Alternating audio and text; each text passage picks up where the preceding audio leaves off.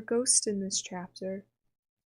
One comes back as a real person, another takes revenge on her murderer, and there are other strange happenings.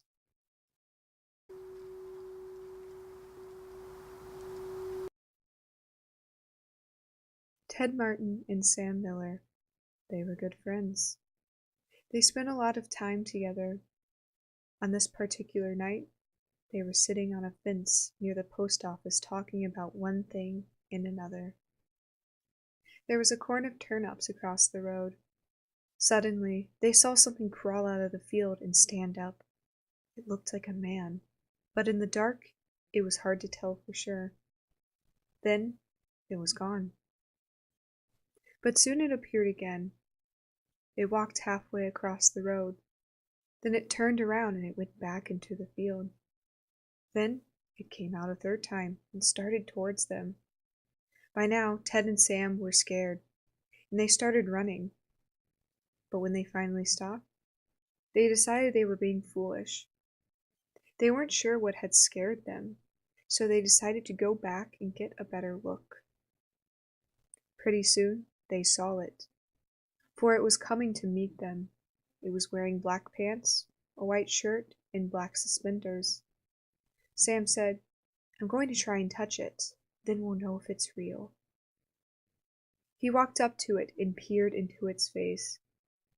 It had bright, penetrating eyes sunk deep into its head. It looked like a skeleton. Ted took one look and screamed, and again he and Sam ran. But this time, the skeleton followed them.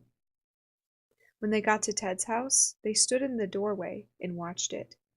It stayed out in the road for a while, then it disappeared. A year later, Ted got sick and died. Toward the end, Sam sat up with him every night. The night Ted died, Sam said he looked just like the skeleton.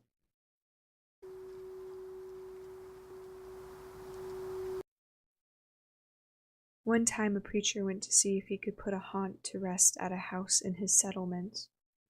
The house had been haunted for about 10 years. Several people had tried to stay there all night, but they always would get scared out by the haunt. So this preacher took his Bible and he went to the house, went on in, built himself a good fire and lit a lamp. He sat there and he read his Bible. Then just before midnight he heard something start up in the cellar, walking back and forth, back and forth. Then it sounded like somebody was trying to scream and got choked off. Then there was a lot of thrashing around and struggling, and finally everything got quiet. The old preacher took up his Bible again, but before he could start reading, he heard footsteps coming up the cellar stairs. He sat watching the door to the cellar, and the footsteps kept coming closer and closer. He saw the doorknob turn, and when the door began to open, he jumped up and hollered, "What do you want?" The door shut back easy-like, and there wasn't a sound. The preacher was trembling a little, but he finally opened the Bible and read a while. Then he got up and laid the book on the chair and went to mending the fire. Then the haunt started walking again, and step, step, step up the cellar stairs. The old preacher sat watching the door, saw the doorknob turn and the door open. It looked like a young woman. He backed up and said, "Who are you? What do you want?" The haunt sort of swayed, like she didn't know what to do. Then she just faded out. The old preacher waited, and when he didn't hear any more noises, he went over and shut the door. He was sweating and trembling all over, but he was a brave man, and he thought he'd be able to see it through. So he turned his chair to where he could watch, and he sat down and he waited. It wasn't long before he heard the haunt start up again. Slowly, step, step, step, step, closer and closer, step, step, and it was right at the door. The preacher stood up and held his Bible out before him. Then the knob slowly turned, and the door opened wide. This time, the preacher spoke quite light. He said, "In the name of the Father, the Son, and the Holy Ghost, who are you and what do you want?" The haunt came right across the room, straight to him, and he took hold of his coat. It was a young woman, about 20 years old.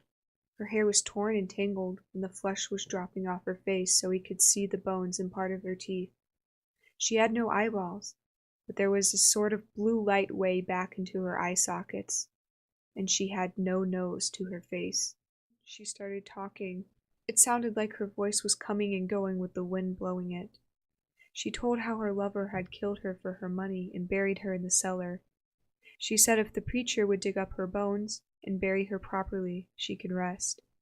Then she told him to take the end joint of the little finger from her left hand and lay it in the collection plate at the next church meeting, and he'd find out who had murdered her. And she said, "If you come back here once more after that, you'll hear my voice at midnight, and I'll tell you where my money is hid, and you can give it to the church." The haunt sobbed like she was tired, and she sunk down toward the floor and was gone. The preacher found her bones and buried them in the graveyard. The next Sunday, the preacher put the finger bone in the collection plate, and when a certain man happened to touch it, it stuck to his hand. The man jumped up and rubbed and scraped and tore at that bone, trying to get it off. Then he went to screaming like he was going crazy.